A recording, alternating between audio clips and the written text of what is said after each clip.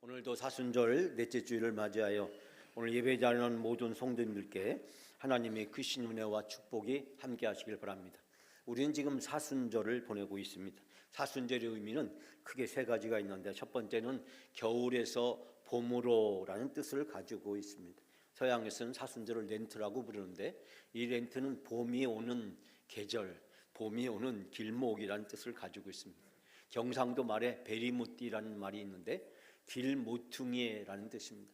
저는 곰곰이 생각해 보면 바로 봄이 오는 길목, 그 길모퉁이에 서 있는 것이 아닐까라는 생각을 합니다. 두 번째는 죽음에서 생명이라는 뜻입니다. 여러분, 겨울에 모든 것은 다 죽어 있는 것처럼 보이지만 봄이 되면 만물이 소생하고 생명으로 가득 찬 세상으로 바뀌게 되는 것을 보게 됩니다.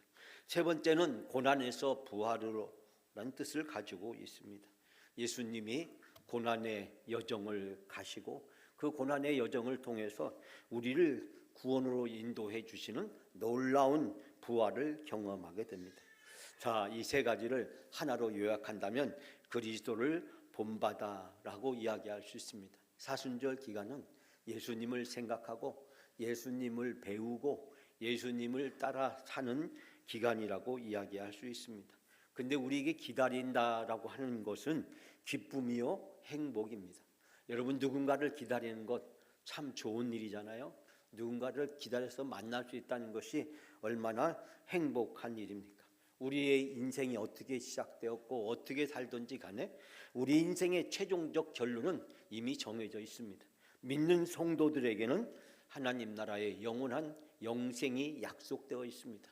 천국이 있고 우리가 그 천국에서 영원히 영생 복락할 수 있다는 것, 그것이 우리의 미래고 우리의 소망이고 예수님의 십자가를 통해서 확정되어 있는 불변의 사실인 줄 믿습니다. 사랑하는 여러분, 이번 사순절 기간 동안에 주님을 더욱더 본받는 여러분의 시간이 되시기를 바랍니다.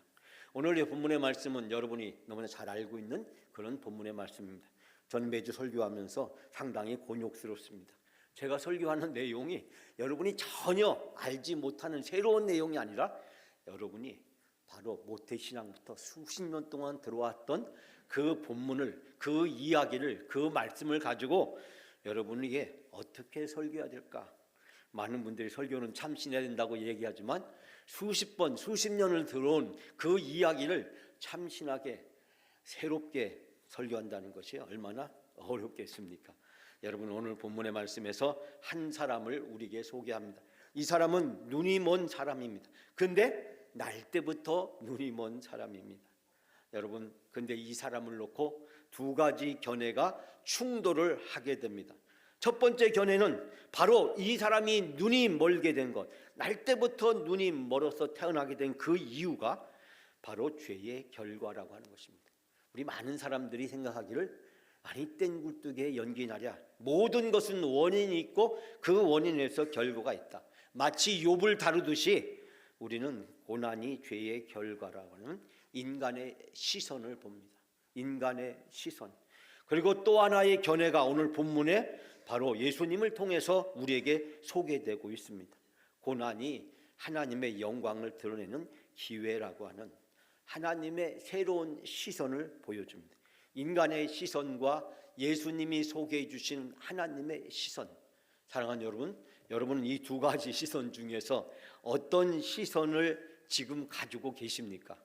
오늘 본문의 말씀을 통해서 우리가 그 사건을 함께 살펴보려고 합니다. 이 두 시선이 충돌하는 실로암에 가서 그 실로암에서 과연 무슨 일이 있었는지 우리가 같이 살펴보는 시간을 가지려고 합니다. 첫 번째는 고난을 바라보는 사람의 시선입니다. 고난을 바라보는 사람의 시선. 자, 1절부터 3절까지 말씀이 있는데요, 이 3절 말씀 중에서 2절 한 절만 여러분과 제가 함께 봉독합니다. 제자들이 물어 이르되 랍비여, 이 사람이 맹인으로 난 것이 누구의 죄로 인함이니까? 자기니까 그의 부모니까? 아멘. 여러분이 잘 알다시피 바로 이 날 때부터 맹인된 사람이 있었다. 즉 보지 못한 눈먼 사람이 있었다는 것을 소개합니다. 그런데 바로 이 사람을 두고 묻습니다. 그 질문은 무엇입니까? 이 사람이 날 때부터 보지 못하게 된 것이 누구의 죄 때문입니까? 자기의 죄 때문입니까? 아니면 그의 부모의 죄 때문입니까? 여러분, 이 질문을 묻는 의도가 무엇입니까? 바로 이들은 확증을 가지고 있습니다. 이 사람이 죄를 지었거나 아니면 부모가 죄를 지었기 때문에. 근데 날 때부터 그가 보지 못했다. 도대체 날 때부터 이제 출생하는 그 아이가 무슨 죄를 지었기 때문에 그가 보지 못하게 되는 그런 장애를 입게 되었습니까? 우리는 서로를 가장 잘 안다고 생각합니다. 그러나 정작 한 사람 안에 시작된 변화를 알지 못한 경우가 참 많습니다.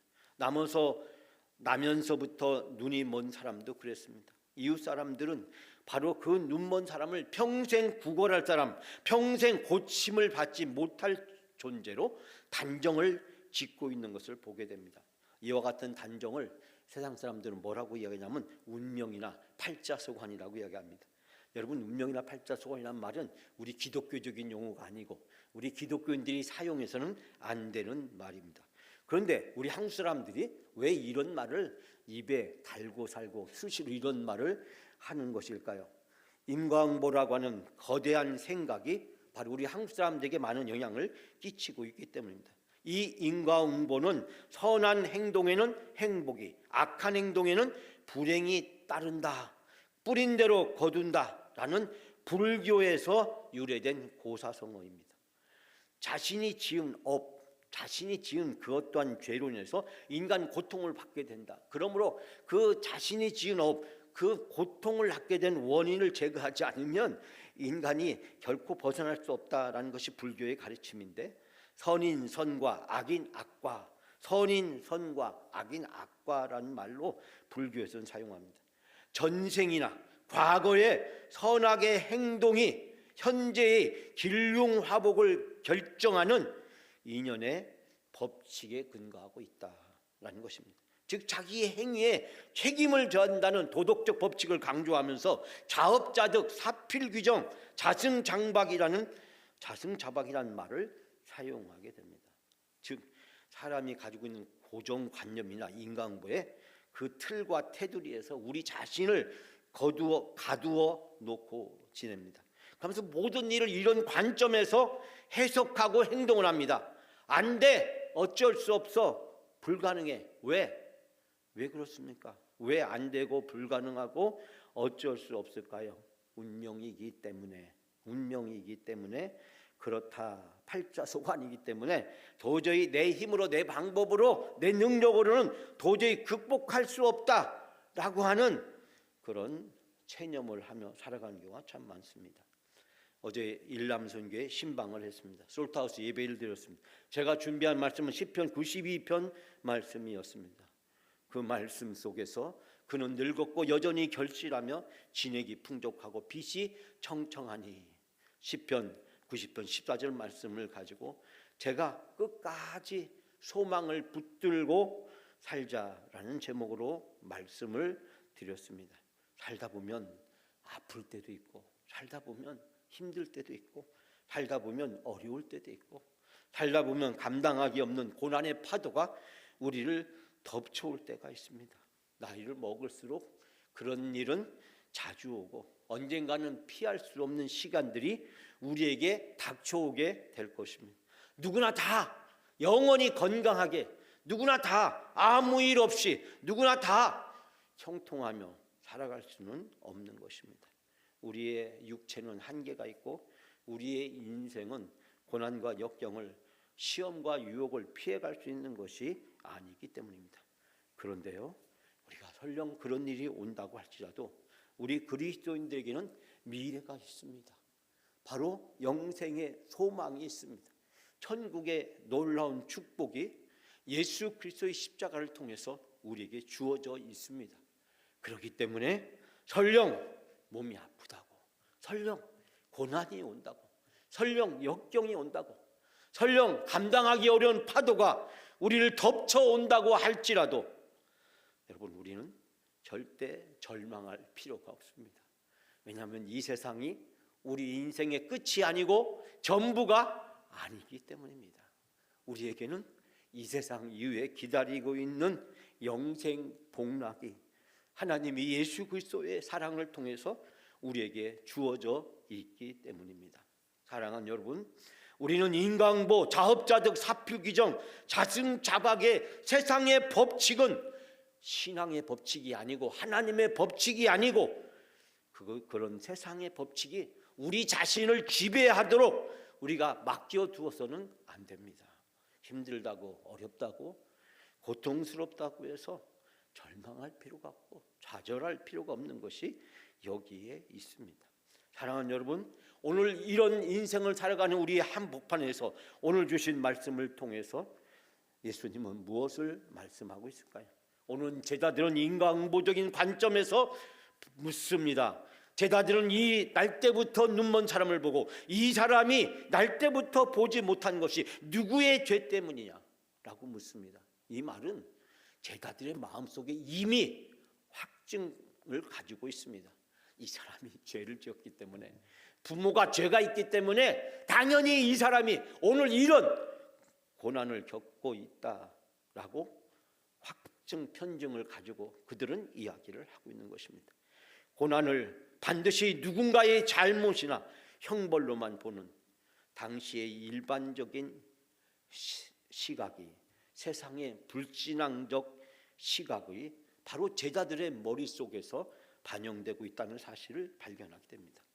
그에 비해서 예수님은 우리에게 무엇을 말씀하고 계십니까? 그 사람의 자신의 죄나 부모의 죄가 아니고 하나님이 하시는 일을 나타내고자 하심이라고 이야기하고 있습니다. 고난의 원인을 따지기보다는 그 고난을 통해서 나타날 하나님의 영광과 계획에 집중하고 있는 것입니다. 즉 고난을 바라보는 바로 인간의 시선은 결과를 가지고 그 사람을 정죄하고 그 사람에게 더 큰 고통을 가중시키는 것이 있다면, 고난을 바라보는 하나님의 시선은 바로 그 고난으로부터 벗어나야 될 그 사람에게 주어질 하나님의 은혜와 사랑에 초점을 맞추고 있습니다. 사랑하는 여러분, 성자라고 불리운 아우구스티누스가 바로 354년에 북아프리카에서 태어났는데요. 이 사람은 청년 시절에 마니교에 빠졌습니다. 그는 청년 시대에 많은 방탕한 세월을 보내게 되었습니다. 그러다가 그가 예수를 만나서 회심하게 되었습니다. 그런데 어느 날 이 아우구스티누스에게 한 여인이 찾아와서 말을 걸었습니다. 이 여인은 이 아우구스티누스를 잘 알고 있는 사람이었습니다. 이 여인은 현재 아우구스티누스의 모습이 너무나도 받아들이기가 힘들었습니다. 아니, 저렇게 탕자처럼 못된 짓을 하던 저 사람이 지금 거룩한 성자처럼 하고 있는 그 모습이 너무 이율배반적이었기 때문입니다. 그렇기 때문에 이 아우구스티누스의 현재의 모습을 그 여인은 인정하지 않고 따져 묻고 있었습니다. 그때 아우구스티누스가 그 여인에게 이렇게 대답했다 합니다. 당신이 알고 있었던 그 사람은 죽었습니다. 당신이 알고 있었던 그 사람은 죽었습니다. 예수 그리스도를 만나기 전에 내가 이 세상에서 방탕하게 살았던 그 아우구스티누스는 죽었다라고 이야기했답니다. 사랑하는 여러분, 예수 그리스도를 만나기 전에 우리의 모습은 죽었습니다. 우리의 모습은 이제 새로운 피조물이 되었습니다. 새로운 피조물이 되었다는 것을 우리는 어렵고 힘들게 받아들일 필요가 없습니다. 이전에 하지 않았던 새로운 일을 시작하게 된 것입니다. 예수님을 만나고 나서 여러분이 예수님을 만나기 이전에 하지 않았던 새로운 일은 어떤 것이 있을까요? 교회에 나오는 것입니다. 예배를 드리는 것입니다. 찬송하고 기도하는 것입니다. 하나님의 말씀을 읽고 그 말씀을 순종하고 그 말씀대로 살기 위해서 노력하는 것입니다. 다른 사람을 섬기고 봉사하는 삶을 사는 것입니다. 예수님을 만나기 전에 그런 모습이 여러분들에게 없었잖아요. 예수를 만나기 전에 예배 안 드렸잖아요. 기도 안 했잖아요. 찬양 안 했잖아요. 섬기고 봉사한 일 하지 않았지 않습니까? 근데 예수를 만나고 나서 예배하게 되었고 찬양하고 기도하고 하나님 말씀에 묵상하고 그 말씀대로 살기 위해서 노력하시고 섬기고 봉사하는 일을 하게 되었잖아요. 그것이 예수를 만난 증거요, 여러분 삶에 확증할 수 있는 새로운 사실입니다.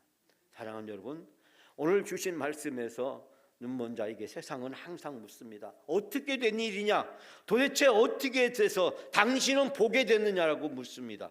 그때 이 사람은 이야기합니다. 예수라는 그분이 내 눈에 진흙을 바르고 씻으라 하기에 내가 가서 씻었더니 보게 되었다. 특별한 치료나 비결이 있는 것이 아니라 예수님과의 만남이 있었고, 방법이 아니라 예수님 자신이 답이었음을 우리는 발견하게 됩니다.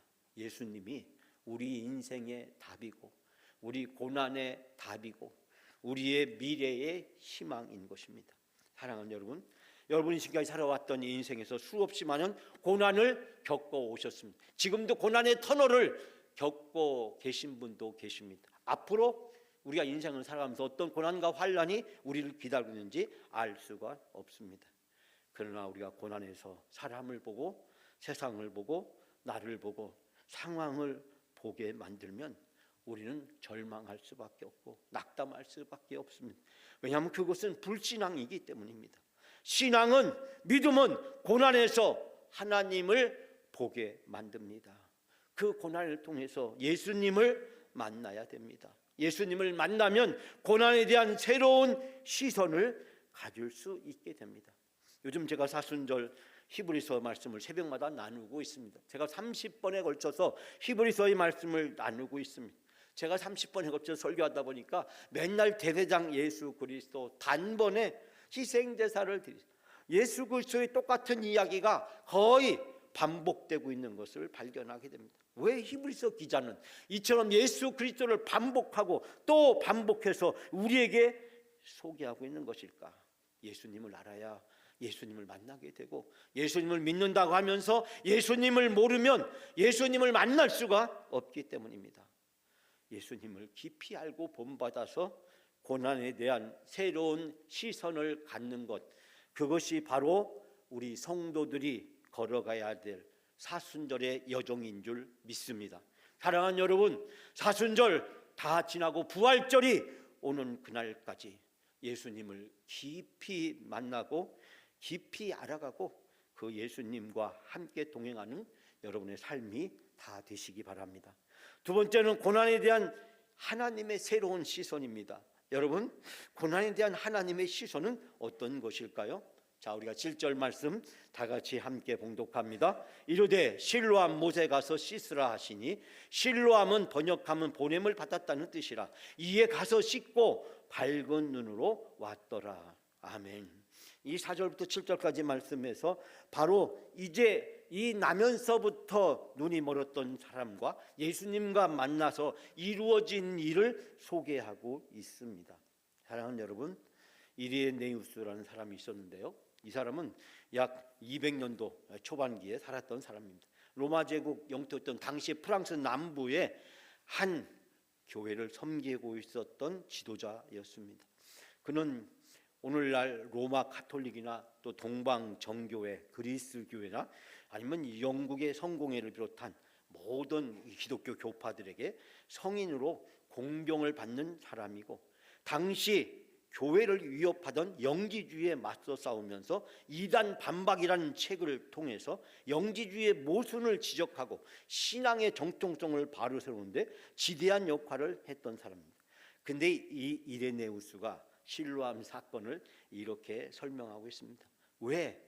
예수님은 말씀 한마디로 충분하실 텐데 왜 예수님은 굳이 진흙에다가 흙에다가 침을 뱉어서 진흙을 만드시고 그 진흙을 그 사람에게 눈에 발랐을까? 그리고 실로암 연못에 가서 씻으라고 하셨을까? 왜 예수님은 그냥 말씀 한마디만 해도 그 사람의 눈이 열리게 될 텐데 왜 굳이 이런 수고로움을 하게 했을까? 이레네우스는 이야기하기를 하나님이 천지 창조할 때 흙으로 우리를 빚으셨듯이 이제 예수님은 날 때부터 눈이 멀었던 이 사람에게 새로운 창조, 재창조를 하고 계신다. 하나님이 바로 이 사람을 통해서 일하고 계시고 하나님의 일하시는 것을 보여주기 위해서 하나님은 이 사람에게 지금까지 살아온 인생이 아니라 새로운 인생, 새로운 삶을 살아갈 수 있도록 하나님께서 어떤 분이신지를 이 사람에게 지금 보여주고 계신다라는 말을 했습니다. 사랑하는 여러분, 이 사람은 예수님의 침에 의해서 만들어진 진흙이 자기 눈에 발라지게 되었을 때 예수님의 따뜻한 체온을 느꼈을 것입니다. 그리고 예수님이 자기를 향한 마음을 그는 느낄 수 있었을 것입니다. 하나님께서 예수님을 보내시고 그 예수님을 통해서 자기 인생에 상상할 수 없는 놀라운 일을 펼친다는 것을 그 순간 깨닫지는 못했지만, 그러나 예수님이 하시는 이 특별한 행위에 이전까지 그 어떤 의사도, 그 어떤 의술도, 어떠한 약도 하지 않았던 그 새로운 일에 상당히 당혹감을 느낄 수도 있을 것이고, 그 예수님이 하셨던 말씀을 따르는 것이 이 사람에게 결코 쉬운 일이 아니었을 것입니다. 어떤 사람들은 진흙을 바르는 예수님의 방식을 이해하거나 받아들이지 못하고 예수님에게 이렇게 외치거나 따질 수 있었을 것입니다. 예수님, 이 사람한테 필요한 것은 진흙이 아니에요. 실로암 연못에 가서 눈을 씻는 것이 아니에요. 그 진흙이 무슨 특별한 신비한 능력이 있습니까? 실로암의 연못은 눈먼 사람의 눈을 열 수 있는 신비한 묘약입니까? 예수님에게 따지거나 예수님에게 이야기할 수 있을 것입니다. 내가 원하는 방식, 우리 사람들이 원하는 방식은 그저 말씀만 한마디 해주시면, 그저 손을 얹고 기도만 해주시면 이 사람의 눈이 확 열려서 그 자리에서 눈을 보게 되는, 그래서 예수님이 얼마나 능력 있고 얼마나 권능이신 분을 보여주는 것이라고 생각했을 것입니다. 신앙생활 하면서 내 뜻대로, 내 방식대로, 내 경험대로, 내 지식이나 내 체험대로 하려고 하면서 예수님의 방식을 인정하거나 따르지 않는 경우가 얼마나 많습니까? 오늘의 본문에 등장하는 날 때부터 눈이 멀었던 이 사람은 예수님의 방식을 인정하고 예수님의 방식을 따릅니다. 예수님에게 왜 이 방식이냐고 묻지 않습니다. 예수님에게 다른 방법은 없느냐고 예수님에게 새로운 길을 구하지도 않습니다. 예수님의 말을 듣고 그는 실로암에 내려갑니다. 눈에는 진흙이 묻어 있었습니다. 평소에 없었던 진흙이 눈앞에 묻어 있었기 때문에 물론 그전에도 보지를 못했지만, 그러나 실로암으로 가는 길은 착잡하고 그의 발걸음이 무거웠을 것입니다. 그러나 이 사람은 예수님의 말씀에 순종합니다. 눈먼 자는 예수님의 말씀에 순종했습니다. 낮은 자리로 내려갔습니다. 그리고 실로암에 가서 세수를 했습니다.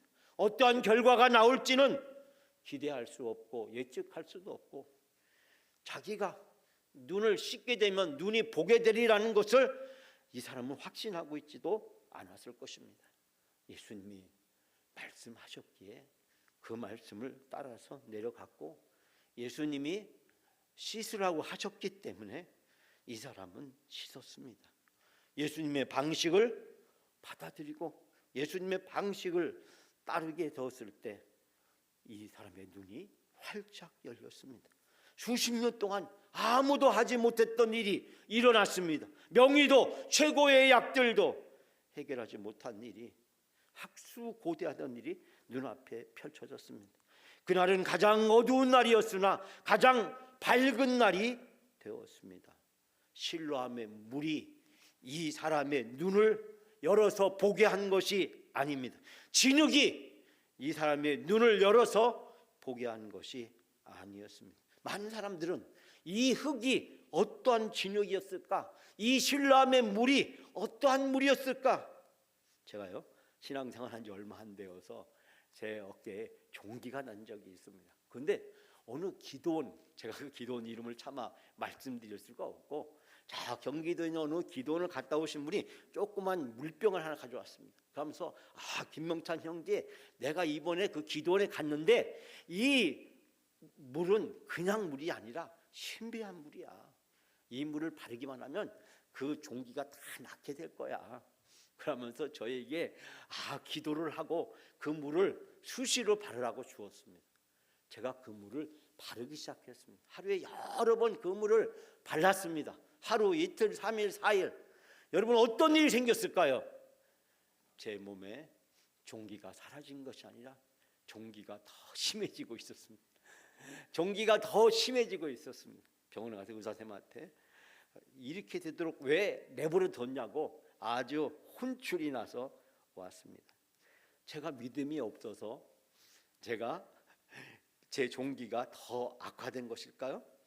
그 형제는 저한테 하는 말이, 김명찬 형제가 믿음이 아직 부족하다고, 기도가 부족하다고, 왜 믿지 못하느냐고, 저한테 왜 믿지 못하느냐고 저를 혼내키면서 김명찬 형제는 더 기도하고 금식도 하고 또 하나님 앞에 간절히 순종해야 된다는 얘기를 했던 그때의 그 어처구니 없는 상황을 제가 잃어버릴 수가 없습니다.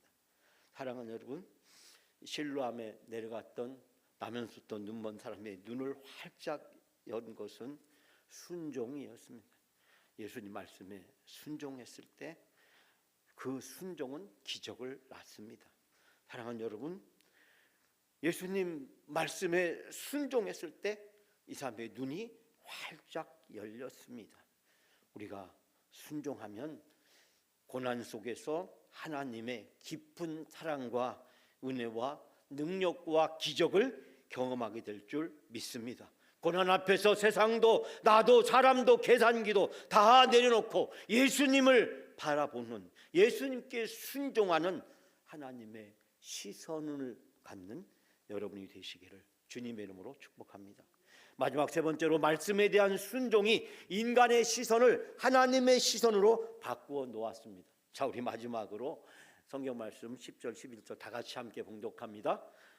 대답하되 그 사람이 진흙을 이겨 내 눈에 바르고 나더러 실로암에 가서 씻으라 하기에 가서 씻었더니 보게 되었다. 아멘.